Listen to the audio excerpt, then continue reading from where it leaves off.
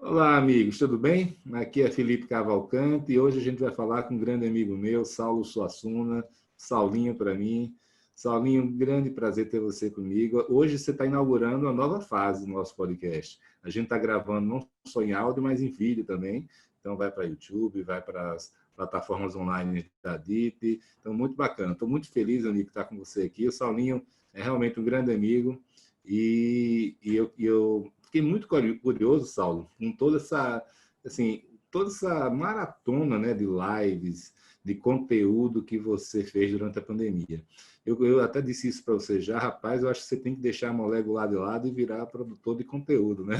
Você quase me mata, mas muito bacana isso, cara. Eu acho que foi talvez a produção de conteúdo mais rica que eu vi durante essa pandemia, né? Nesse setor nosso de imobiliário, né? Realmente você pegou pessoas do Brasil, do mundo, sobre várias vertentes, trouxe gente de fora do setor com uma visão diferente de saúde, de outras áreas, pegou grandes líderes do país, pegou pessoas técnicas. Então, assim, realmente eu fiquei muito, muito impressionado. Queria elogiar aqui, porque é de coração, você sabe disso, e fiquei orgulhoso de você, tá? E aí eu queria começar por isso, Saulinha, você explicasse como é que surgiu essa ideia, né, do Panda Building, como é que você teve essa sacada e, ao mesmo tempo, como é que você conseguiu implementar isso, né, ainda mais considerando que você tem suas empresas, né, você tem incorporadora, tem Molecular. Fala aí para a gente um pouquinho. Vamos lá.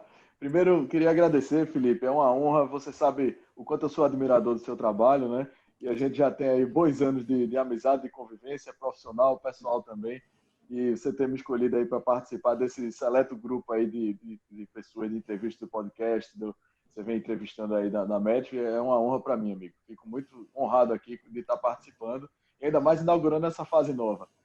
Mas vamos lá, vou lhe explicar aqui como é que surgiu, né? Logo quando começou a quarentena, eu estava quarentenando aí com pessoas idosas, estava numa casa de campo dos meus pais e a gente ficou, assim, um pouco impossibilitado de se engajar em algumas causas sociais, que a gente viu alguns amigos participando, distribuir cesta básica, coisa do tipo, né? Viu outros amigos médicos também indo lá para o front, se disponibilizando lá, como se estivesse numa guerra mesmo e tentando cada um contribuir da forma que pudesse.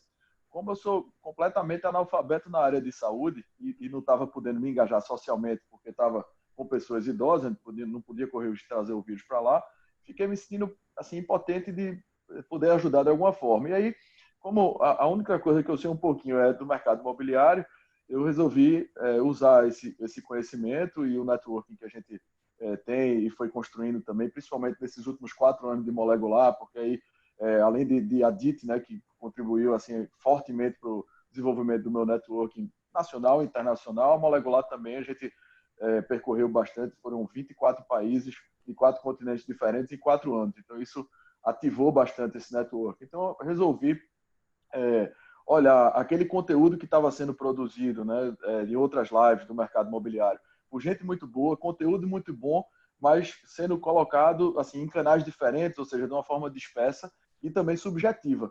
Então, eu achei que aquilo ali deveria ser, como eram conjecturas de pessoas que nunca tiveram nenhum histórico disso, porque a gente nunca tinha tido uma pandemia nessa escala com os recursos que a gente tem hoje, né? Gripe espanhola já era outro mundo, comunicação e tudo mais. Então, eu resolvi criar o Panda Building como um edifício conceito, onde a gente pudesse convidar essas pessoas do setor imobiliário e de outros setores também adjacentes, como tecnologia, saúde, inovação, e que essas pessoas pudessem conjecturar ali acerca dessas tendências e dessas soluções e tecnologias até já existentes também, só que de uma forma organizada, aberta, para que pudesse servir como uma plataforma de consulta para o setor imobiliário, para outros profissionais e de inspiração também, né? E para sair da subjetividade, a gente foi fazendo as lives e começando a materializar isso num projeto desse edifício conceito, que ao final das 25 lives que nós estamos fazendo, já fizemos 20, nós vamos apresentar isso como um tour virtual e virtualmente as pessoas vão passear no Panda Building e olhando como vão funcionar essas situações e soluções dentro de cada tipo de uso, residencial, hotelaria, comercial, as lojas embaixo, empresarial, tem co-work, tem co-live, então a gente vai navegar por tudo isso. Muito bacana. Agora, Saulinho, antes de a gente entrar um pouquinho nas conclusões aí que você teve, que é o nosso grande objetivo aqui, é a gente fazer um grande resumo, né, de tudo que você conversou com todo mundo aí. Explica aí para quem está nos ouvindo, nos vendo hoje em dia, quem é você, né? A sua incorporadora, a própria Molecular. Fala um pouquinho da sua trajetória profissional, por favor. Vamos lá, com o maior prazer.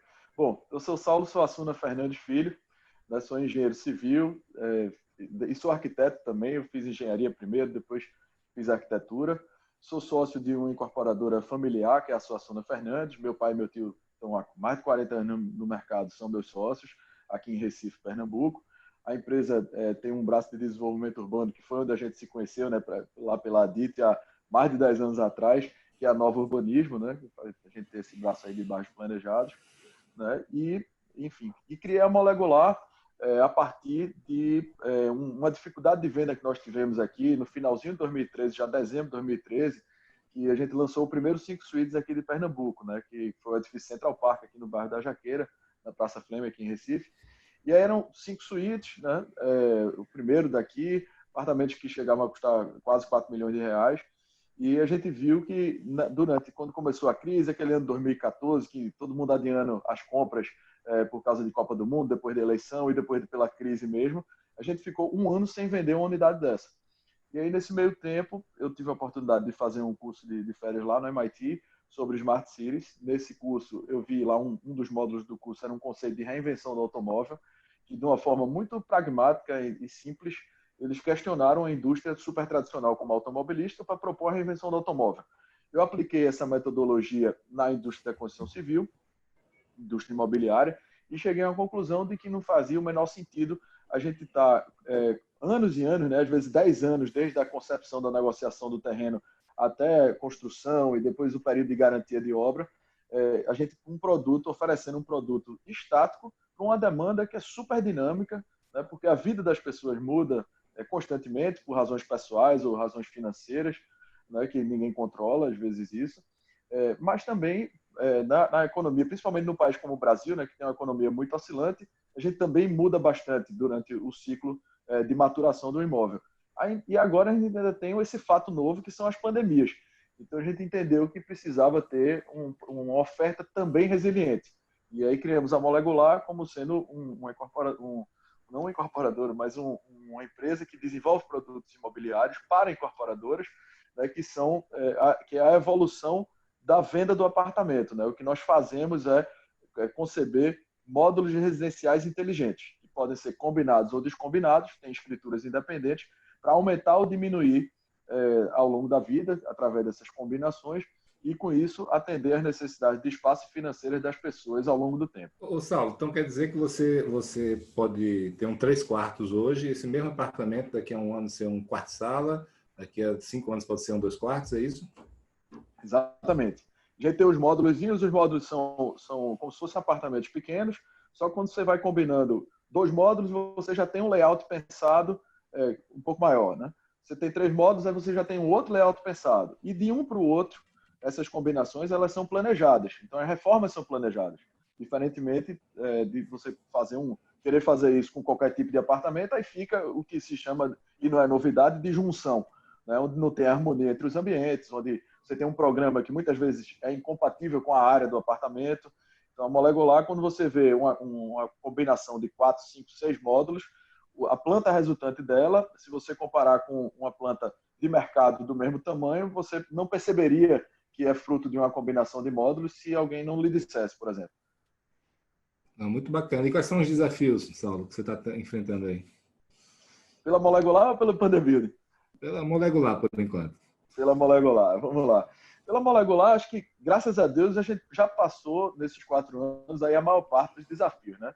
O primeiro desafio foi que a Molecular nasceu em plena crise. A gente, quando lançou o primeiro projeto Molecular, que foi no segundo semestre de 2015, a gente estava no auge da crise, e foi entre julho e agosto de 2015, e a gente teve assim esse lançamento, apesar da crise, ele foi um sucesso. E aí isso começou a chamar a atenção da mídia local, depois de mídias de outros estados, e a gente, até que em outubro de 2015, a revista Exame fez uma matéria gigante falando sobre o Lego da vida real, e aí isso impulsionou bastante a Molecular, ao ponto de, em maio de 2016, a gente resolver criar um spin-off da Suassuna e dar vida própria à empresa, que se tornou a Molecular, a startup, né? Então, o primeiro desafio foi a gente tentar emplacar um modelo para uma indústria completamente avessa à inovação, que é o setor da construção civil, né, que segundo a Harvard Business Review só fica atrás de inovação para a indústria da caça e da pesca, o que é um absurdo para uma indústria que movimenta quase 10% do PIB mundial.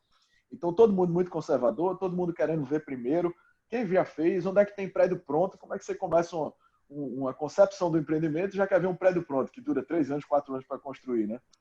Então, esse foi o primeiro desafio. E num cenário ainda de crise. Então, eu chegava e começava a visitar os incorporadores por todo lugar no Brasil, inicialmente, e o pessoal dizia, Saulo, infelizmente, eu estou aqui devolvendo terrenos que eu não vou lançar e os proprietários não querem mais esperar. Como é que eu vou lhe dar um projeto novo, né? Se os projetos que eu tenho, eu estou me desfazendo, não tenho nenhum projeto novo.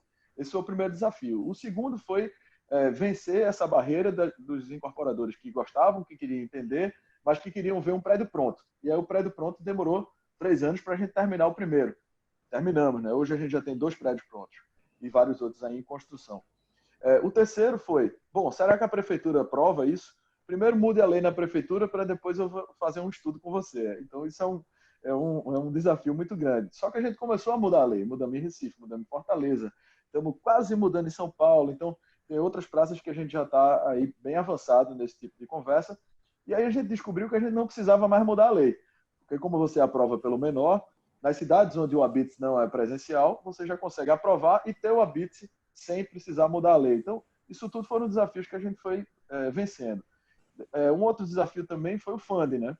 Bom, eu trabalho com banco. Como é que o banco olha isso? O banco financia a compra de mais de um módulo, financia a incorporadora, financia o cliente final, e hoje a gente já tem prédios financiados pela Caixa Molecular e clientes que compraram mais de um módulo também financiados pela Caixa Molecular. Então, são vários estágios aí para superar, e graças a Deus a gente está no estágio que validamos tudo. A última barreira para concluir seria as validações de mercado. Então, a gente já tem vários contratos com grandes empresas e tal, mas no final do ano passado, em outubro, a gente fechou uma parceria com a Cyrela, que foi um pacote bastante grande de vários projetos, desde do Minha Casa Minha Vida, do Vivaz, até a linha Living, até o Cyrela médio alto e altíssimo padrão.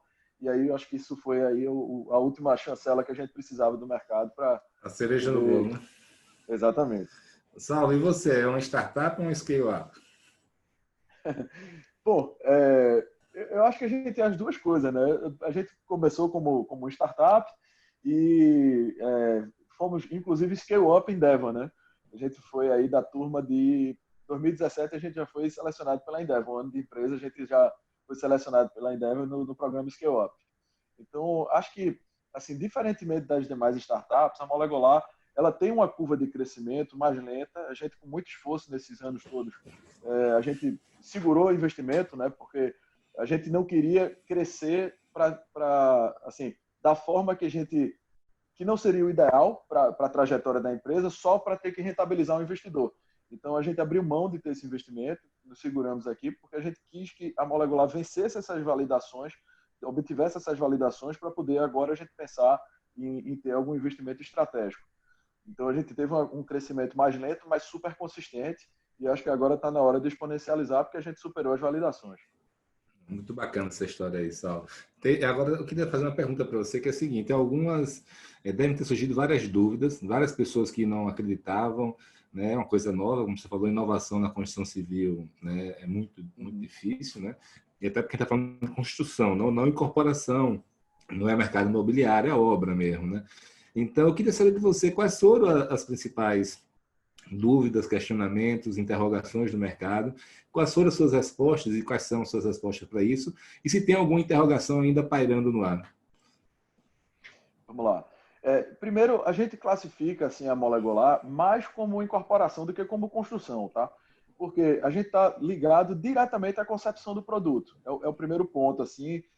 E uma dúvida que as pessoas têm: mexe na incorporação, como é que fica o memorial? E não mexe nada, a gente aprova tudo pelo menor, faz a incorporação, as matrículas todas pelo menor módulo, então a gente não mexe nada disso. Mas, assim, a concepção do produto é muito forte, né? E a construção, é claro que ela está interligada, porque a gente mostra as soluções técnicas que são necessárias para fazer o molecular funcionar. Afinal de contas, para todo mundo que trabalha com construção, com incorporação, sabe a dificuldade que é você pegar um projeto de um layer só, uma camada só, né?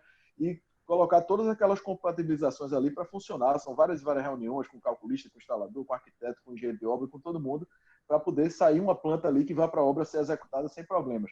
Imagine você pegar essa planta e fazer ela em vários estágios. Então, a molecular ela tem essa inteligência de espaço e de distribuição dos elementos técnicos, que a gente precisa de tecnologia para poder testar muitas variáveis ao mesmo tempo, até produzir essa planta final. Só que ela já vai para a obra toda mastigada. A obra não é mais complicada do que uma obra convencional, porque ela já vai toda mastigadinha para ser executada daquela forma, porque a gente já entrega isso testado internamente, né? Então, esse aí eu acho que é o ponto. Eu acho que a maior dificuldade mesmo que a gente tem para superar ainda é uma coisa que, como eu falei, né? Agora a gente já passou do ponto alto da curva, e agora é uma coisa que vai vir por gravidade, porque quando as pessoas começam, os empresários começam a ver as obras prontas, com gente morando, e várias empresas ao mesmo tempo procurando, contratando, falando bem, etc., aí as dúvidas vão, as resistências vão Você sabe acabando. que no mercado, né, eu sempre tive vários sócios e eu me lembro de um deles que dizia o seguinte: olha, eu inovar de jeito nenhum. Eu quero primeiro que o primeiro cara inove, invista na nova tecnologia, o prédio fique pronto e depois de alguns anos eu vou lá, se tiver tudo ok, eu vou. Então eu entendo bem do que você está falando. Agora, Saulo, eu queria saber também, isso aí é uma coisa que é restrita ao Brasil? Existem equivalentes? Você pegou essa ideia lá fora de outra empresa, ou foi um insight seu? Ou tem alguém copiando lá fora? Ou não? Como é que funciona isso? E como é que eu vejo você viajando muito, né? Impressionante como você viaja e está plantando a sementinha lá no exterior. Como é que está? Está germinando essa semente no exterior ou só no Brasil? Vamos lá. Eu acho que essa pergunta assim, é o complemento da outra. A minha resposta complementa a outra resposta. O desafio hoje é que, assim, no Brasil, né, esse ponto de inflexão que a gente acabou de ultrapassar, e agora vai ficar mais simples da gente exponencializar aqui no Brasil, a dificuldade para a gente agora passa a ser percorrer todo esse caminho agora em cada um dos países que a gente está prospectando. Né? Você tem que fazer isso e aí vencer todas essas pontas de funding, de construção, de ter o primeiro case jurídico e lei e tudo mais em outros países, né? E isso a gente não esperou estar consolidado no Brasil para começar. Foi por isso que a gente começou a visitar outros países. Como a gente estava sem mercado em 2016 aqui, a gente começou a ganhar o mundo para ver outros países. Essa pergunta é uma pergunta assim que várias matérias que a gente fazia, todo mundo fazia: de onde veio essa ideia? E a ideia veio daqui, né? A ideia é recifense, pernambucana, nordestina, brasileira, e com muito orgulho. E assim, a gente no começo, eu não tinha, assim, não sabia se tinha alguma coisa sendo feita lá fora, mas aí como depois desses 24 países de 4 continentes diferentes, a gente interagiu com os maiores players do mundo. Então, com a maior incorporadora da China, com a maior de Dubai, com a maior dos Estados Unidos, com a maior da Inglaterra, e ninguém sabia ou viu nada parecido com isso. Então, se existia aí um molecular genérico, está muito bem escondido, porque eu nunca consegui me deparar com nenhum, e nem esses players desses quase 600 incorporadores desses países nunca fizeram nada parecido. A gente teve o cuidado de patentear a solução, né? Não só a gente registrou no Conselho de Engenharia e de Arquitetura aqui, como a gente deu entrada também na solução de desenho industrial no INPI, e no USPTO, lá nos Estados Unidos, que é o órgão de patentes, com o PCT internacional. Mas eu diria, Felipe, o seguinte: assim, eu estou aqui, sou engenheiro, sou arquiteto, sou incorporador, então eu tenho esse triplo mindset aí. Criei um negócio, estou aí com o prédio sendo pronto e tal. Então, assim, não é que é impossível. As patentes, é claro que são uma barreira, mas mesmo se elas não existissem, assim, eu fico imaginando uma pessoa começar uma molecular do zero, sem ter um prédio piloto para fazer, para mostrar, eu também fiz, né? E assim, depois de tudo isso que a gente percorreu, você percorrer esse mesmo caminho sem ter essa incorporadora e etc., sem estar mostrando tantos cases, é difícil. É difícil para a gente que já tem tudo isso. Imagine para quem for começar agora. Saulo, na verdade, a barreira de entrada é muito grande, né? Diferente da startup de tecnologia pura, que qualquer programador Sim. vai ali e pode. É uma questão mais de velocidade de implementação, enquanto que no seu caso tem muito a ver com. Não é só asset light, né? Teve uma questão da incorporação, da experiência com incorporação e a construção também de um prédio que vocês fizeram, né? Tem um delay de pelo menos 3, 4 anos aí para poder aprovar o prédio e construir, né?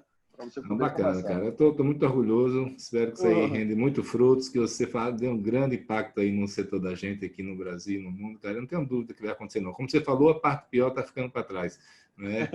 E os frutos vão aparecer. E aí eu queria mudar agora a chave para a gente falar do Pandebuild, né?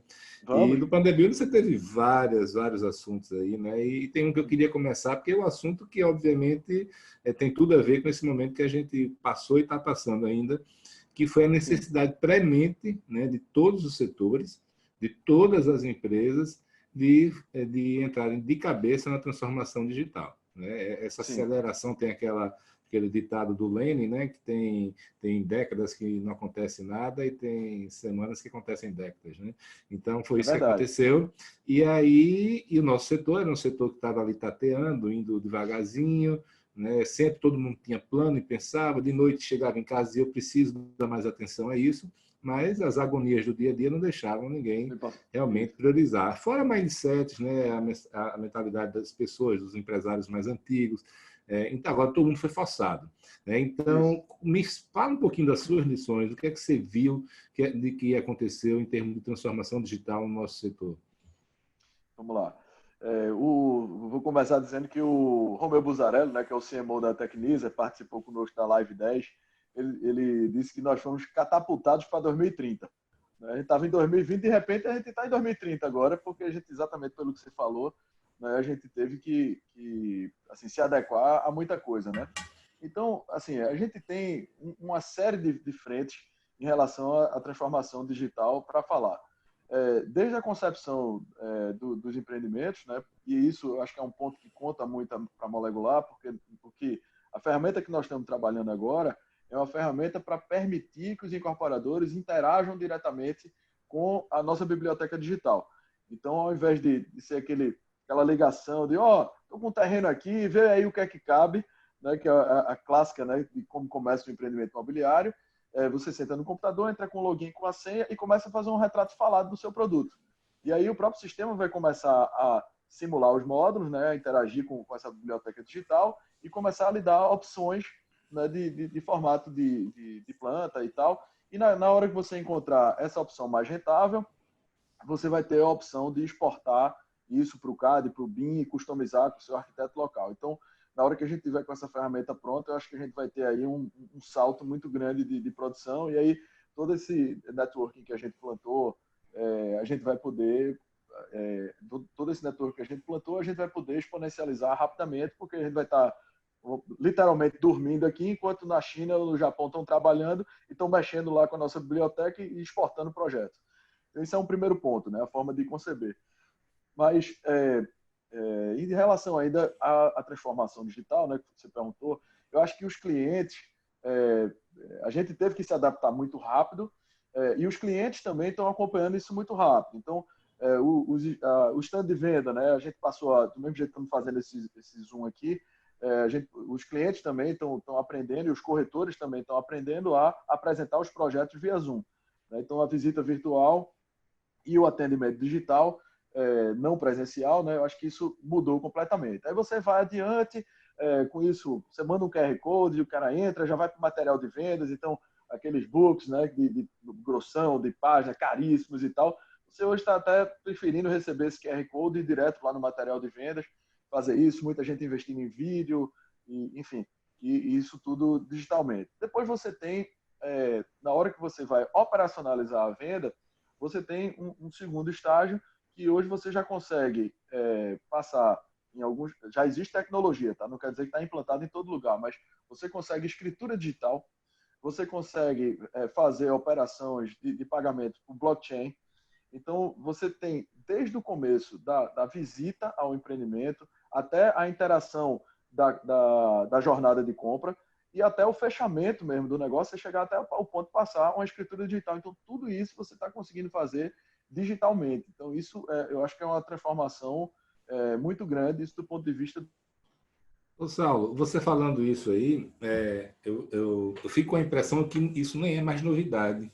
né? Quando a gente fala hoje de escritura digital, né? Até contratos digitais, né? Contratos Né? eletrônicos. Eu Sim. hoje não consigo imaginar como era a minha vida 3 meses, 4 meses atrás, onde eu assinava o contrato com a mão, né?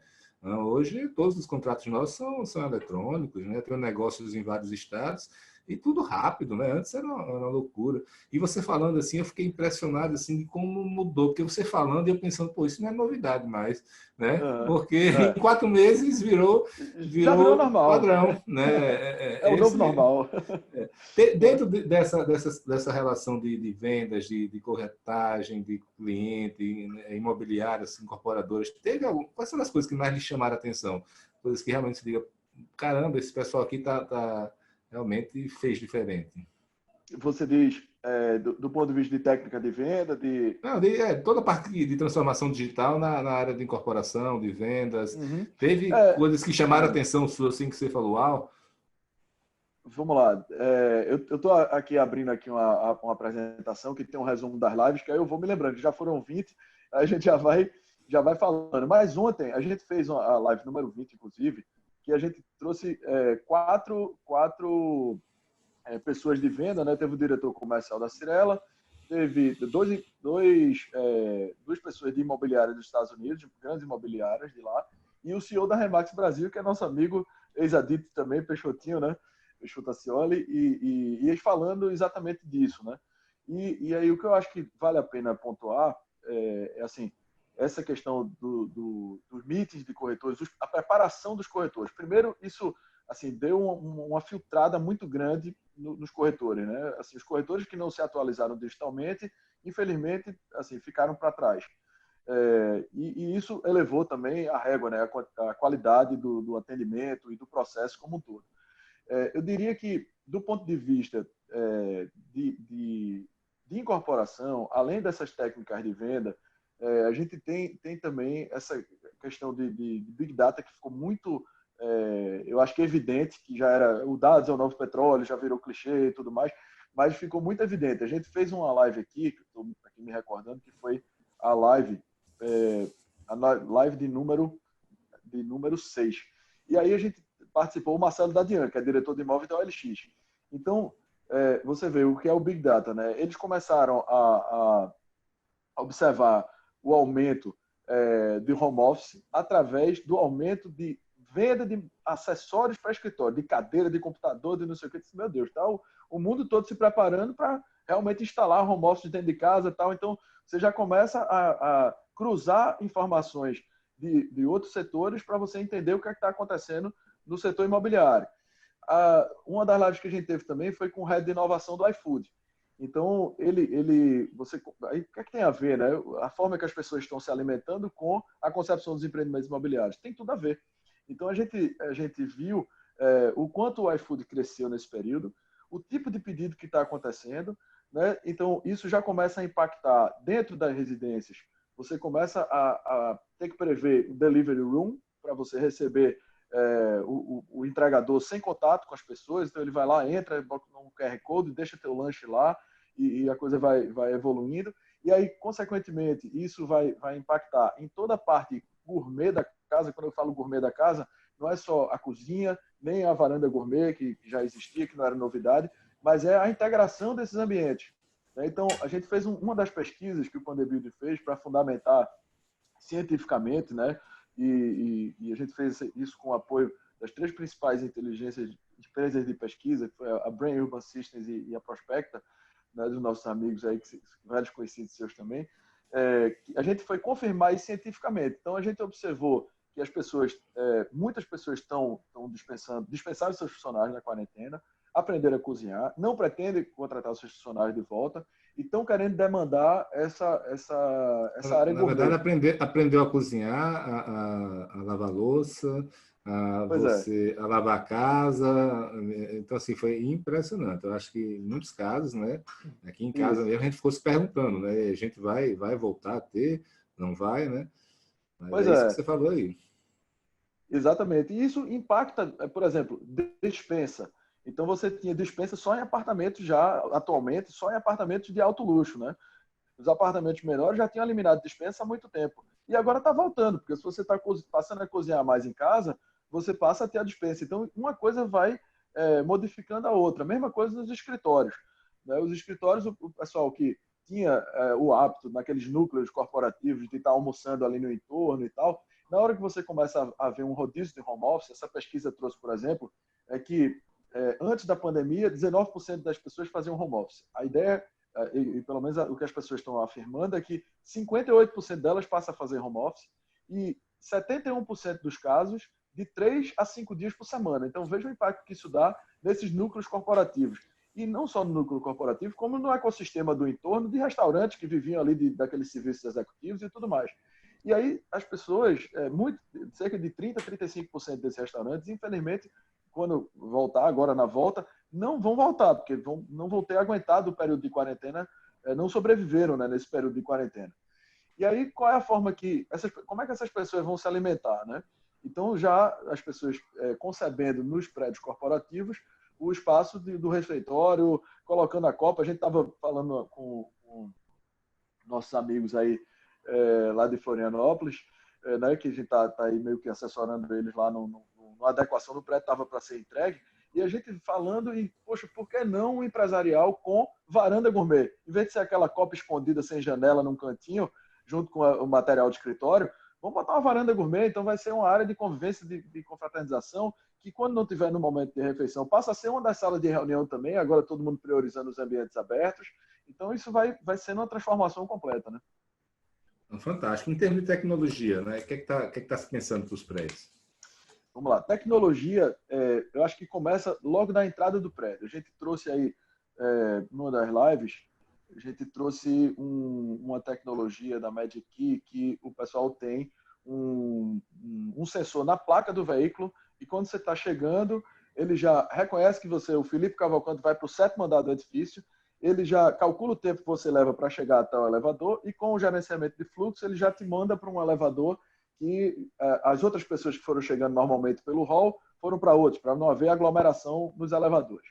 Se você estiver chegando a pé, da clausura de higienização, você tem aí desde do mais simples, você passa aí por uma pia na clausura de higienização, que não é tecnologia, mas você passa por câmaras de aspersão do produto químico para você ter uma desinfecção, que aí é da Desencab, lá do escritório Jaime Lerner e o Felipe Guerra.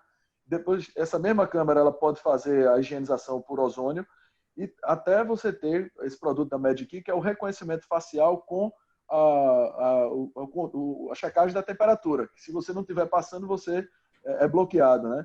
Até o QR Code no telefone, você passar ali e liberar o acesso ao telefone. Quando você chega no elevador do prédio, a Atlas Schindler ela já tem um produto que você não toca mais na botoeira, você só aproxima. E aí já aciona o andar por aproximação. E essa botoeira, o legal é que ela pode ser aplicada a outros elevadores existentes. Então, foi uma forma do Pandebuild de dar visibilidade na tecnologia e outros prédios se prepararem para o momento com uma coisa que já existe. Não é só nos prédios que vão ser planejados a partir de agora.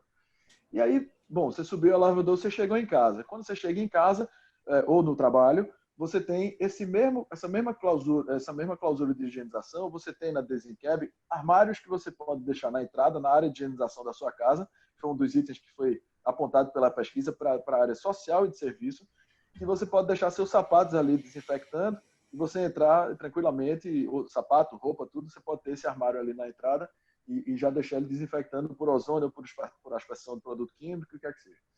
Bom, dentro de casa você tem produtos sem toque também, desde que já existia, né, um Alexa, que você vai mandando acender luz, baixar a cortina, coisa desse tipo, você não pegar nas coisas, mas também você tem no banheiro, a gente fez uma live só do banheiro pós-Covid. E aí foi super bacana porque a gente trouxe coisa que já existia, torneira com sensor, não é novidade. Mas a descarga com a caixa acoplada com sensor, eu não sabia que existia, existe. E também pode ser aplicada em bacias já existentes, você comprar só a caixa acoplada. Né? Não é da área de tecnologia, mas acho que vale a pena comentar. Você ter o balcão, em vez de ser de mármore ou granito, você tem o balcão de porcelanato, porque ele não absorve a água e aí com isso não prolifera bactérias. E tem porcelanatos, a Portobello tem um porcelanato chamado Clearback, que ele tem nitrato de prata na composição do produto. Então, além de não proliferar a bactéria, ele elimina a bactéria, que são duas coisas distintas, né? O banheiro limpo não significa um banheiro sem contaminação, porque a bactéria não é visível. Então, tem que ter esses aspectos aí que eu acho que vale muito a pena. Se você for para a área comum, além do delivery room, que você tem várias startups, por exemplo, que não só a parte de comida como o iFood, você tem o iFood Box, mas outras startups para você deixar encomenda mesmo. Você tem, nas áreas comuns, várias outras formas de você estar controlando a quantidade de pessoas. Então, você tem lá o fitness, você tem a brinquedoteca, etc. E você tem fluxos de pessoas, você consegue controlar e aí emitir alertas sonoros e, ó, aqui já deu a capacidade desse ambiente, alguém tem que se retirar.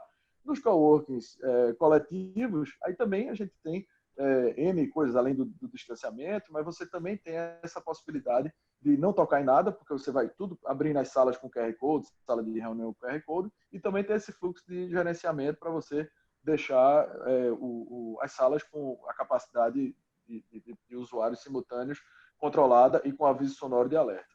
Então, assim, estou me lembrando agora isso, certamente tem mais coisas aqui para a gente ver, mas foi muita informação. Não, vai surgir muita coisa, com certeza. Eu queria agora lhe perguntar sobre um grande feito que você fez, né? Achei maravilhoso, né? Você uniu as 3 principais empresas de inteligência de mercado do Brasil, né? Uhum. Que a gente via como concorrentes, né? Mas que de repente estavam lá juntas com você, fazendo uma baita de uma pesquisa, não fizeram só live, fizeram uma pesquisa conjunta, né? Quais foram os principais achados dessa pesquisa, Saulo? Então, foram 2 pesquisas com mais de 1.000 entrevistas, né? A gente ficou super feliz porque já admirava o trabalho dos amigos e eles toparam de primeira. Assim, quem são os amigos? Quem são as empresas? Fala aí pra gente. Vamos lá. O Fábio Araújo, da Brain Inteligência Estratégica, o Tomás Assunção, desculpa, cortou aqui, tá entrando na ligação. O Tomás Assunção, da Urban Systems, e o Cristiano Rabelo, da Prospecta, do Grupo Prospecta. E aí a gente se uniu para bolar essas pesquisas. Uma logo no início da pandemia, foi a live número 4, para a gente entender as macro tendências de comportamento, que estava tudo muito novo.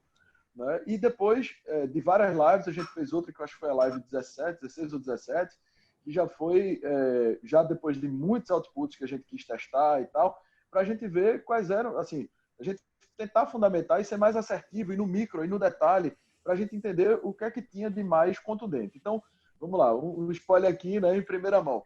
Dentro de casa, tem os 4 principais itens a serem observados, foram a varanda gourmet, as áreas de higienização, a área para exercício dentro de casa, muita gente dizendo que não quer mais voltar para a academia, que nem quer usar a academia do prédio. Eu estou sofrendo isso, Saulo, eu estou sofrendo isso.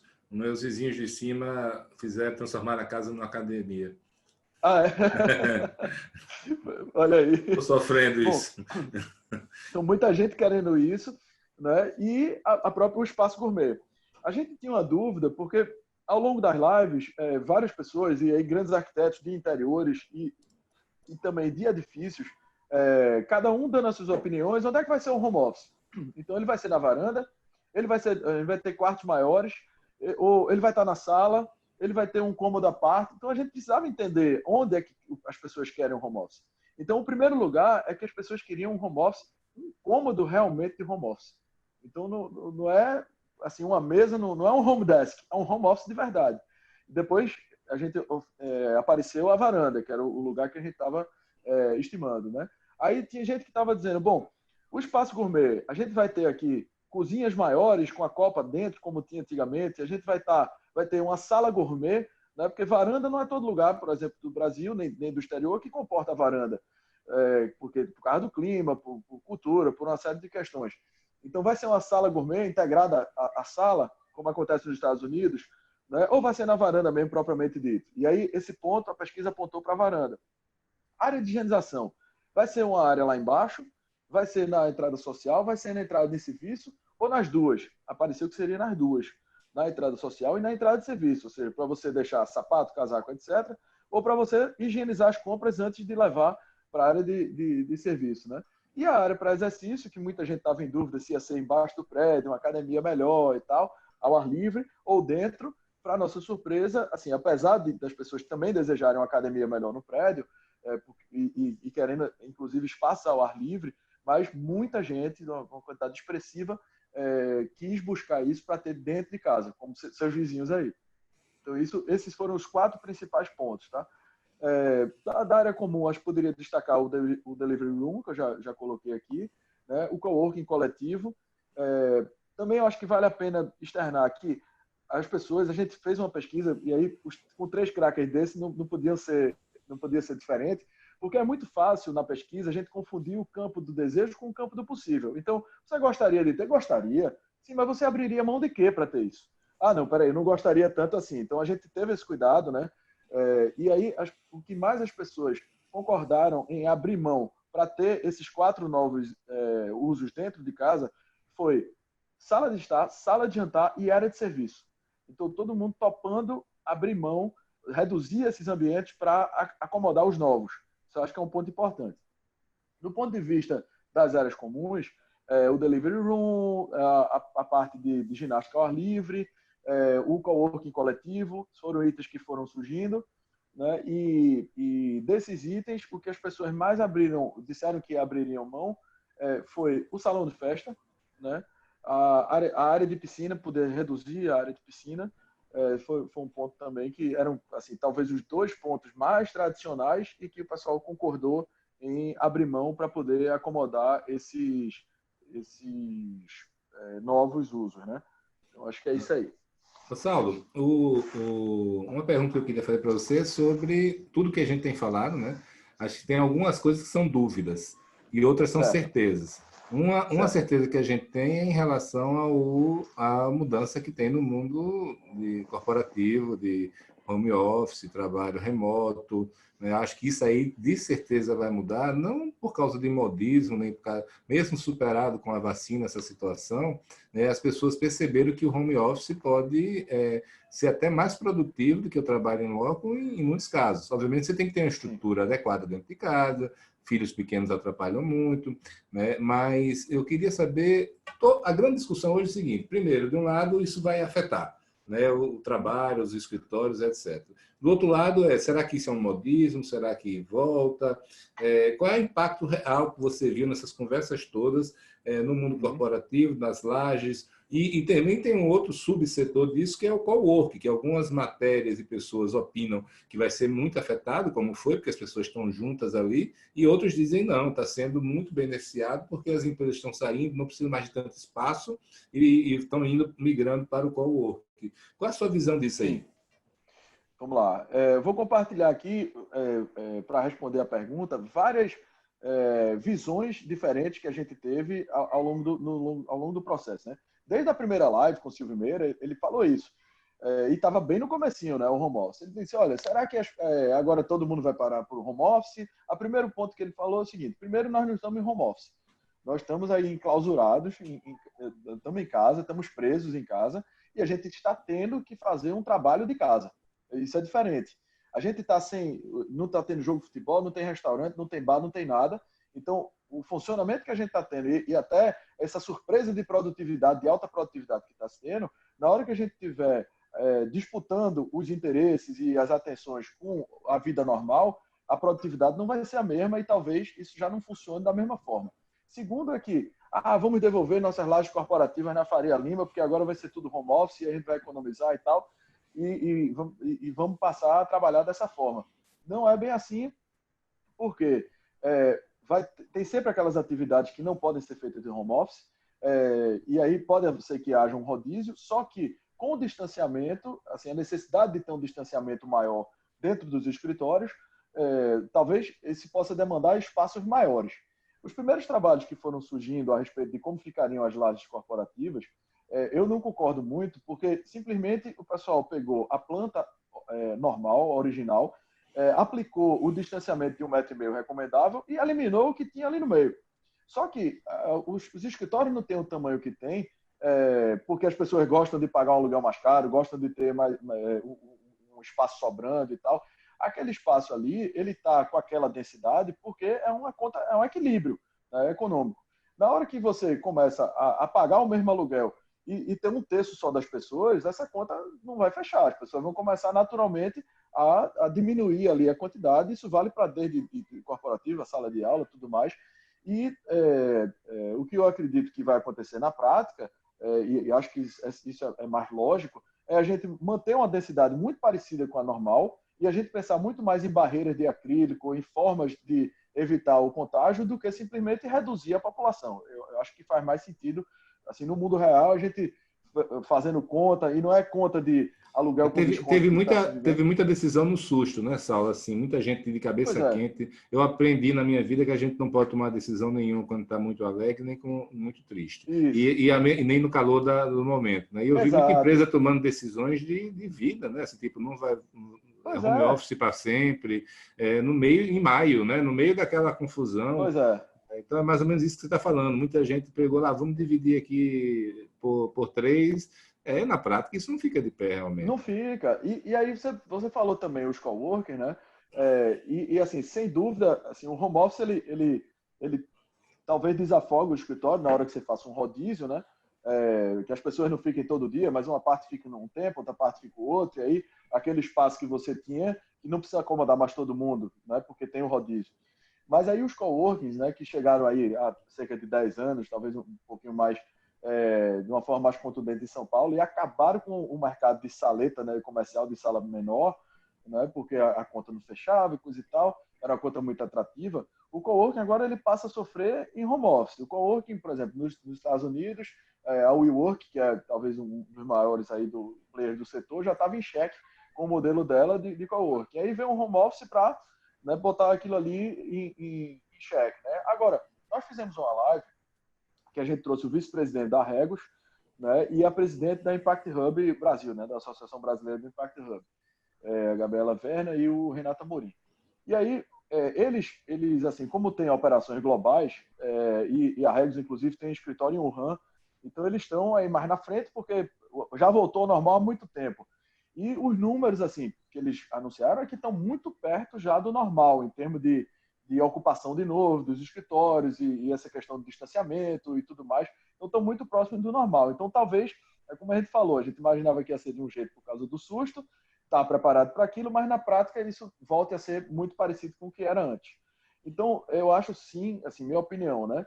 Eu acho que coworking sofre um pouquinho, laje corporativa sofre um pouquinho, acho que home office nem é tudo que estava se esperando de vai ser assim para sempre, mas também não acho que seja desprezível que todo mundo diz, quando tiver a vacina isso vai voltar. Porque as pessoas também descobriram que a vida se torna mais dinâmica do home office. Quem acordava às 7 para chegar numa reunião às 9, com trânsito, etc., e viu que pode acordar às 8h45, passar água no rosto e já está na reunião, aprendeu a produtividade que é aquilo ali. E como isso impacta na rotina. Né? E outras reuniões, a gente que viaja muito, você viaja muito, eu viajo muito, a gente observou o que a gente está fazendo aqui, e todas essas lives do Pandemia são prova disso, a quantidade de pessoas boas que a gente consegue reunir, que se fosse para reunir presencialmente, não conseguiria, ou seria muito mais trabalhoso. Então, acho que tem um mix aí que nenhuma dessas verdades é absoluta. Eu tenho alguns exemplos para dar para você, né? Primeiro, começando por onde você terminou aí, das viagens, né? Eu acho que isso aí vai ser uma mudança brutal. Não é somente porque agora a gente consegue acessar mais fácil, mas é especialmente porque o lado contratante, vamos dizer assim, ele aceitou agora fazer um webinar, um call, né? Ou seja, pessoas que antigamente só aceitariam, queriam que o prestador de serviço se deslocasse um dia inteiro para São Paulo, para o Centro-Oeste, para qualquer lugar, e essa pessoa hoje foi forçada a se naturalizar com a tecnologia e ela já aceita. Então, o prestador de serviço, né, eu conversei com amigos meus que são prestadores de serviço, e a vida do cara era um inferno, Solinho. Era um inferno, era no avião, todo dia, não via família, não via nada, não via filha crescer, mas tinha que fazer, era o ramo dele. E agora não, as pessoas estão aceitando que ele apresente o serviço, ou seja, talvez agora uma reunião de fechamento, né, a prospecção vai ser assim, de repente um fechamento, um olho no olho, alguma coisa assim. Então, eu acho que isso é irreversível. Eu tenho como exemplo, né, você sabe que eu tenho um grupo mastermind, né, eu tenho um de bairros planejados e outro de multipropriedade, e o de bairros planejados, a gente está tendo reuniões, né, mensais ou quinzenais, onde a gente reúne não só os diretores das empresas, mas a gente reúne os setores, por exemplo, o jurídico, arquitetura, relacionamento com stakeholders. Então a gente pega cada pessoa as pessoas têm 12 empresas, então os executivos dessas áreas em 12 empresas se reúnem e passamos 4 horas juntos conversando. A gente tinha combinado em fevereiro que em maio ia fazer uma reunião presencial com todos eles, em São Paulo. Você imagine o custo de levar todas essas dezenas de pessoas para São Paulo, para passar um dia lá, passagem, hospedagem, tudo. Então, assim, e está fluindo muito bem. Né? Então, é óbvio, vamos fazer isso uma vez por ano, talvez, 2, né, para a conexão humana. Eu acho até que os eventos vão ter muito disso. O evento vai passar a ser network, né, porque conteúdo vai estar disponível. Né? E, assim, lá na minha empresa, né, eu tenho um resort, e as pessoas acordavam 5 da manhã, 4:30 da manhã, passavam 2 horas dentro de a quem mora mais longe, para chegar a passar até 2 horas dentro de um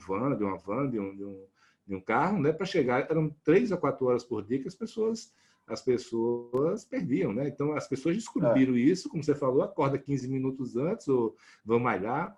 Né? Aqui em casa é engraçado, o meu filho, ele acorda 5 a 10 minutos antes da aula agora. Né? É fantástico. Isso. Ele antes acordava 1 hora antes. Então, assim, realmente isso mudou tudo. Agora, uma coisa que também eu estou vendo cada vez mais as pessoas falarem, Saulo, é sobre o impacto disso tudo na segunda residência e no loteamento. A gente viu aí uma explosão dos loteamentos, a gente viu as pessoas alugando casa de campo, casa de praia, né? Nesse período. Isso vai ser um fenômeno passageiro ou você acha que veio para ficar? Olha, eu acho, baseado nas informações que a gente teve aí com o pessoal de imobiliária, as pessoas que falaram, que é um movimento que realmente veio para ficar. E aí, assim, eu estou dando essa constatação, trazendo a experiência do que a gente viu no Panda Building, mas vou compartilhar aqui um case aqui pessoal, tá? A gente, como eu falei, no começo da quarentena, a gente foi para uma casa de campo do meu pai, que fica a 50 minutos aqui em Recife, na Serra, né? Lá juntinho de Gravatá. E ele vivia dizendo que ia morar lá. E a gente dizia que era uma loucura, que ele não ia, que era melhor ele ir na quinta, voltar na segunda e tal. E ele dizendo que ia morar lá e tal. Quando ele foi para lá, ele, assim, meu pai tem 65 anos e aí tinha aí uma certa resistência a fazer videoconferência. Grupo do WhatsApp ele já estava administrando, mas, enfim. E aí ele virou craque nisso, né? Como todo mundo teve que os avós precisaram virar experts nisso, porque senão não viu os netos. Então, todo mundo fez esse intensivo, né? Então, quando ele viu que ele estava podendo fazer tudo que ele fazia no escritório do home office, lá de onde ele queria morar, ele tomou uma medida radical. Vou devolver meu apartamento em Recife, vou fechar meu apartamento em Recife e vou passar a morar aqui. E aí eu achei até uma decisão radical, disse, mas é bom ter uma base. Depois eu vou pegar um apartamento, ele estava terminando um prédio aqui, eu vou pegar um apartamento lá, era um apartamentozinho menor, só para ter um apoio para quem está terminando de construir aqui. Aí, eu digo, bom, tudo bem. Fez a mudança, Felipe. Levou a mudança dele para lá, mandou o pessoal embalar as coisas todas, levou a mudança lá para a casa de campo, certo? Passou um mês, passou 2 meses e tal. Aí minha mãe disse, olha, tá ótimo aqui, mas eu não quero essa história de ficar morando aqui para sempre, não. Pegou outro apartamento aqui maior mesmo, em Recife, e aí já está de mudança de novo, entendeu? Então vai estar mantendo lá e tal, pretende se dividir, mas o movimento que o pessoal constatou nas casas nas casas de segunda residência, isso aí é fato. E ontem, nessa live de ontem, como a gente teve duas pessoas de imobiliária lá de Miami, que trabalham em Miami, mas também vendem imóveis em Nova York, a quantidade, porque lá a segunda residência é diferente, né? Miami é a segunda residência do nova-iorquino, tem os Hamptons e outras opções, Cape Cod, etc. Mas Miami é uma coisa muito forte lá por causa do clima. E aí, eles observaram assim, uma coisa absurda acontecendo, 2 fenômenos. Um é do pessoal, do banqueiro lá de Manhattan e tal, migrando para comprar o apartamento definitivo em Nova York. E o outro era que a valorização do subúrbio, como as pessoas estavam em busca de mais espaço, de ar puro, de um jardim, de um quintal, saindo de Manhattan para os subúrbios, fazendo uma supervalorização, trazendo uma supervalorização nos subúrbios, e aí o pessoal do subúrbio chegando em Miami cheio de dinheiro para comprar o seu apartamento também. Então você vê que dinâmica aí que começa a acontecer. Eu queria aproveitar isso, né, que você falou aí desse exemplo lá de fora. Você teve algumas lives não só com corretores, mas com empresários e arquitetos também, né? Como é que Uhum. essa pandemia ela impactou o resto do mundo em comparação com o Brasil? As respostas foram as mesmas, foram diferentes? Como é que Uhum. está esse cenário de mundo em relação à pandemia? Vamos lá. A gente fez 3 painéis internacionais, né? Um foi esse do pessoal de vendas, né? Que foi ontem, e a gente teve o primeiro, que foi com os arquitetos, porque a gente queria saber, foi o pessoal isso aí eu devo ao Networking Addict, né? Devo a você, principalmente, porque a gente trouxe o Maurício Duarte, né, da Gale Architects, a Margarida Caldeira, da Broad Melian, e o Andrew Jorge da Plus Urban. Todos os 3 eu conheci em viagens Adit, missões Adit, eventos Adit, e foram... Eu Só tava até gente brincando. boa aí. Só gente boa. O Maurício eu conheci há 4 anos no Adit Invest lá em Fortaleza, no Complô em Fortaleza. Mas o Andrew, a gente fez aquele curso lá na Universidade de Miami, lembra que ele foi? Faz uns 8 anos já, eu acho. Já faz 8 anos, rapaz. E a Margarida, nos próprios eventos também da Adit no Brasil, e há uns 10 anos também. Então, assim, foi muito bom, enfim, revê-los e a gente manter esse contato todo. E a razão de tê-los convidado era assim, porque são pessoas de fora, mas que falam português, né, e que estão à frente de grandes escritórios, né, alguns dos maiores do mundo, e que já estavam vivendo. A Margarida, por exemplo, trouxe várias experiências do escritório de Xangai, e como é que estava acontecendo, porque todas essas perguntas de home office, de higienização, de áreas comuns e espaço gourmet, etc., a gente submeteu a eles essas perguntas também para entender o que estava acontecendo. Então, por exemplo, eu vou assim, tentar abreviar, né? O Maurício, como está lá na GEL, que é número 1 do mundo de urbanismo e tudo mais, ele atribuiu o sucesso da Dinamarca com Covid, ou seja, o baixo contágio e tal, ao desenho urbano da cidade. Então, muitos ambientes arejados, parques e etc. Calçadas largas, então as pessoas têm condições de se cruzar não tão perto e tal. Bicicleta, né? Bicicleta, eles atribuíram isso, ou seja, menos uso do transporte público, você vai ali arejado e tal. Então, eu destacaria esse ponto dentre tantos outros que ele colocou.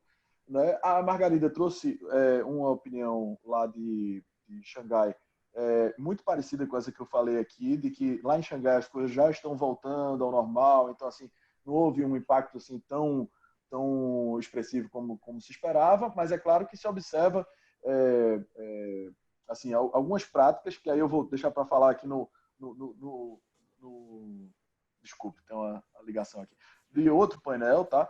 Mas, e o Andrew também falou muito de shopping, né? De um movimento que já estava acontecendo nos Estados Unidos, de mais shoppings abertos e os shoppings fechados virarem mais centros de entretenimento, né? E a gente entender como é que ficavam esses órgãos. Então, só para fechar essa parte deles aí, espaço gourmet, por exemplo, as cozinhas já eram integradas, os climas que não permitem varanda gourmet não vão permitir, então as salas vão continuar integradas à cozinha. A maioria dos prédios, principalmente no Velho Mundo, não tem espaço para de higienização, então é tentar improvisar alguma coisa lá embaixo do prédio, né? Área para exercício, quem tem uma área, tudo bem, que pode colocar, mas a maioria não tem espaço para isso. Então, isso foi um ponto que ficou nas academias mesmo, né? E o home office, sim. E aí, quem não tem espaço vai viabilizar o seu home desk. Então, isso o home office é uma coisa que lá fora também eles esperam que vai ficar. Essa percepção de viagem, de reuniões e tal, é uma coisa também igual.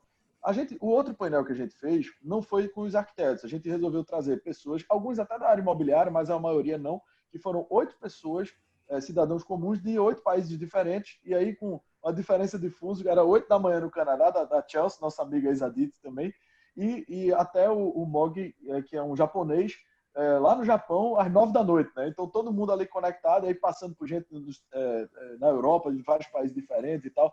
E esse aí foi muito bacana, porque a gente aprendeu ali o comportamento dos governos, as primeiras medidas, as medidas de reabertura, porque eles já estavam abrindo e a gente ainda não, e também o impacto dentro de casa e nos espaços públicos. Então, sinalização de shopping, uma coisa mais ou menos globalizada aí. Sinalização de shopping, restaurante com criatividade, com casulo, com barreiras, com rodízio e tudo mais. E dentro de casa, também com essas limitações de ter, na Europa, muita coisa já construída, então mais difícil de adequar. Nos Estados Unidos, o pessoal ainda não tinha uma fórmula assim pronta. Eu acho que no Brasil a gente está muito mais com uma coisa definida do que vai acontecer do que lá, pelo menos pela experiência que a gente teve com eles. Saulo, você falou aí de Copenhague, né, do Maurício, que ele falou que o desenho urbano da cidade, né, propiciou o impacto menor do Covid. Você chegou a conversar com alguém no Pandebuilding sobre o impacto das cidades, que a gente fica ouvindo todo tipo de coisa, que é o fim das cidades, etc. A gente já ouviu essa conversa várias vezes, né? Qual é a sua opinião, sua visão sobre isso aí? Como é que as cidades vão ser impactadas, se é que elas vão ser? Eu acho que sim, e eu acho que a gente, logo o Tomás Assunção, né, nosso amigo da Urban Systems, quando eu convidei ele para o painel, e a Águeda Muniz, que é a secretária de Desenvolvimento e Urbanismo, participou de uma outra Grande live secretária ela. Grandíssima, super secretária, e participou com outros 2 super secretários aqui, a Tassiana Souto Maior aqui de Recife, e o Fernando Schuch, de Desenvolvimento Urbano aí lá em São Paulo. E aí, quando ele soube que a Águeda estava, ele disse, olha, nós estamos fazendo aqui um trabalho para descobrir centralidades e as centralidades onde as pessoas tenham, a gente possa criar em Fortaleza, eles possam criar em Fortaleza centralidades para que as pessoas tenham ali aquela rede de serviços ali, de comércio dentro do walkability, né, que estão difundido aí pela DIT, que é aquela circunferência ali de talvez uns 500 metros, que a pessoa está a 5 minutos, 10 minutos de caminhada, para poder ter esses serviços básicos em torno da moradia. E aí ele fez uma provocação e a gente resolveu, da Pandebuilding, migrar para a Pandecity, que é a gente discutir o tecido urbano onde as cidades vão receber esses Pandebuildings, como a cidade deve estar programada para isso.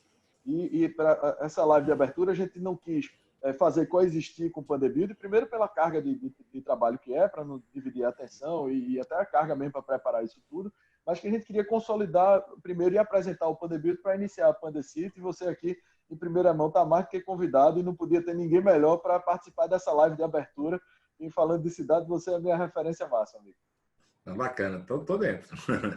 Vamos lá. A gente tem conversado muito sobre isso, né? A gente fica vendo o que aconteceu já nas outras pandemias, né? Nas cidades, né? E assim, é muito difícil no calor do momento você dizer o que vai acontecer, né? Se o otimismo das pessoas de que vai ter uma vacina esse ano que vem, prosperar, o que eu acho é que as cidades são grandes ímãs de atração, né? Eu não acho que, sinceramente, que no longo prazo as cidades vão deixar de existir. A atração é muito forte. Toda vez que teve um grande atentado, que teve uma grande crise de saúde no mundo, diziam que Nova York ia acabar, que Londres ia acabar, e estão aí mais sorte do que nunca. Porque acho que os benefícios que ela traz, e mais do que tudo, se tem uma coisa que eu tenho que tirar tudo que você falou aí, Saulinho, é da inventividade, da criatividade do ser humano. As soluções que a gente vê acontecendo, as pessoas, imagine bilhões de pessoas pensando em soluções. Pensando assim, a pessoa tem que ter uma sobrevivência econômica, a empresa, a pessoa não pode ter só um terço das pessoas na laje. Então, quais são as outras maneiras que a gente tem de lidar com isso? Eu acho que é tanta energia, tanto investimento, que eu acho que vão surgir tantas soluções que a gente não consegue nem imaginar. Isso se não houver vacinas ou outros tratamentos também no curto e médio prazo. Sem dúvida, e assim, só corroborando com o que você está dizendo, primeiro, assim, as startups nascem para solucionar problemas. Uma pandemia, o que não falta é problema, porque mistura tudo como era feito de antigamente, né? Então, surge uma série de oportunidades e, com certeza, vão surgir as soluções. Agora, dentro do aspecto das cidades, eu me lembrei que na Live 4, o Andrew, lá da PlusUber, comentou um assunto muito interessante em relação às cidades, porque atacaram muito na pandemia o governador de Nova York, porque em Manhattan assim, teve uma explosão de casos e tal, em Nova York como um todo, só que isso foi muito mais de uma forma dos Estados Unidos, uma coisa generalizada nos Estados Unidos, só que todo mundo estava apontando por causa da densidade de Nova York, né, de Manhattan propriamente dita, e aí não, é por causa do elevador, é por causa disso, por causa daquilo, e na prática ele trouxe outros dados para desmistificar isso não tem nada a ver com a densidade, porque exatamente na hora que você começa a aplicar essas tecnologias que o Pandebuilding trouxe aí, várias, a gente comentou algumas aqui, para o controle das pessoas, para aglomeração em elevadores, desinfecção antes de entrar, tem luz UV nos elevadores, você pode aplicar, botoeira central, uma série de coisas, mas quando você concentra, é até mais fácil de você controlar. E ele exemplificou, inclusive, casos de cidades rurais super horizontalizadas que explodiram de casos. Né? Então isso não está atrelado, não é culpa da cidade. Eu vi um estudo mostrando isso, como na verdade a densidade não tinha nenhuma correlação com os casos. Né? Várias cidades Exato. pequenas, cidades espalhadas pelos Estados Unidos, com bem mais casos, né, por habitante do que Nova York e outros polos. Pois é. Saulo, a gente está chegando perto do nosso final aqui. Já que a gente falou tanto de cidades, a gente sabe que nos últimos anos ficou muito na moda, né, essa questão dos apartamentos pequenos, né, uma valorização da localização, dos serviços dentro do prédio, as pessoas querendo morar perto do trabalho, perto do lazer, perto da escola. Obviamente que isso é caro e isso não propicia que a maioria das pessoas, né, especialmente o pessoal mais jovem, mais descolado, né, que tinha que morar muito longe. E eles foram para esses microapartamentos, em alguns casos micro, em outros casos apartamentos só pequenos, né? E aí, essa tendência ela vai continuar apesar dessa pandemia ou foi um balde de água fria? Vamos lá. Isso foi um tema muito recorrente em várias lives aí do Panda Building, ao ponto de eu convidei o Ale Laffer, né, Frankel, lá da Vitacom, e ele vai participar de uma live próxima nossa aí, eu acho que nas próximas 2 semanas, sobre locação, sobre apartamentos compactos e tal. E aí, respondendo a sua pergunta, a minha opinião é que não vai acabar. Eu acho que o imóvel compacto veio para ficar, e eu vou justificar aqui o porquê. Primeiro, assim, tem os prós e os contras, né? De um lado, é muito fácil, assim, depois de um trauma desse de quarentena, o cara quarentena no apartamento compacto é um sofrimento adicional grande, porque a base do apartamento compacto é você tirar um pouquinho das áreas, ou muito das áreas dos apartamentos, concentrar isso numa área comum e diminuir a área que está privada. Na hora que você tem que ficar confinado na área privada e não pode usar as áreas de compartilhamento, é um sofrimento muito grande. Então, tem esse lado que conta contra os edifícios compactos. Aí, esse desejo, né, por mais espaço, você querer ter mais espaço, querer buscar ao ar livre, etc. e tal, isso conta contra. Só que você conta ainda contra também o fato dos juros ter baixado e parcelas que não cabiam antes no bolso das pessoas que moram no compacto, agora passa a caber. Então, ele tinha que morar no compacto, porque o compacto cabia no bolso dele, e agora cabe um apartamento maior no bolso. Então, vamos lá. Isso é o que conta contra. O que conta a favor? As mesmas taxas de juros que caíram e deu acesso a várias pessoas que nem o compacto poderiam comprar e agora podem. Então, já vem uma outra onda aqui que compra o compacto. A mesma taxa de juros que caíram faz com que as pessoas que estão com dinheiro no banco precisem movimentar. Então, naturalmente, eles vai ter uma parte que vai migrar para investir em imóveis. Qual é o melhor imóvel para alugar? Onde é que você tem a melhor rentabilidade? São os imóveis menores, os imóveis compactos. Então, é outra onda aí que você tende a valorizar de novo os imóveis compactos. Então, e a tese, principalmente lá do Alexandre, da Vitacom, que está, na minha opinião, corretíssima, é que você tem a densidade da cidade, você tem o trânsito. Então, se você posiciona um compacto num lugar muito bom na cidade, você vai trocar horas de trânsito por metros quadrados. Então, isso é principalmente na cidade como São Paulo. Talvez em outras capitais que não tenham, na live de ontem, o pessoal está abrindo 40 minutos em São Paulo, ali é vizinho. Né? Em outras cidades maiores, não é. Então, só que em São Paulo a gente está falando de trânsito, as pessoas pegam 2 horas, 3 horas para se locomover diariamente. Então, isso pesa muito, você ter 4, 6 horas no dia ocupados com trânsito, que aí a pessoa abre mão do espaço para ir lá para o compacto. Então, minha opinião é que não vai acabar, que vai ficar e vai continuar crescendo. Saulinho, eu estou impressionado com todo esse conhecimento, esse conteúdo que você conseguiu acumular e está resumindo para a gente aqui, né? Eu acho que se alguém quisesse saber tudo que foi discutido, eu acho que se ouvir esse nosso papo aqui, vai ter um bom resumo, um bom overview aí de tudo. E você vai fazer o que com esse conhecimento? Isso vai se transformar num negócio para você? Você pensa em prestar consultoria? Isso vai ser implementado na Molecular de alguma maneira? Qual é o futuro do Panda Building? Ele vai acabar com essa parte crítica e aguda da pandemia, ou você vai em frente com o Panda Building de outras formas, ou até gerando conteúdo? Vamos lá. Eu acho que gerando conteúdo não, pelo menos não imagino, que dá um trabalho danado esse negócio de live, dá um trabalho danado. Eu sei. Pois é. E assim, eu acho que a gente percorreu bem os setores, assim, acho que não vale a pena fazer uma mesma live sobre o mesmo conteúdo. Hoje em dia, quem quiser assistir aquele conteúdo tem acesso, entra no site do Pandebuild, entra nas redes sociais, isso é uma coisa que circula, entra no canal do YouTube do Pandebuild e você acessa. Então não vale a pena repetir conteúdo. Os temas, de uma certa forma, a gente fez 25 lives, que é uma quantidade grande, nós fizemos 20, mas temos mais 5. Então, assim, a gente basicamente já abrangeu tudo que a gente gostaria de abranger.